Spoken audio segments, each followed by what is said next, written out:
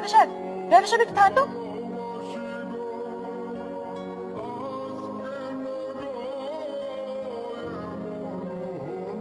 কি হয়েছে আপনার? এই অবস্থায় কেন? এখানে এভাবে দাঁড়িয়ে আছেন কেন আপনি? আপনি কি অসুস্থ? আরে কি হয়েছে বলেন না।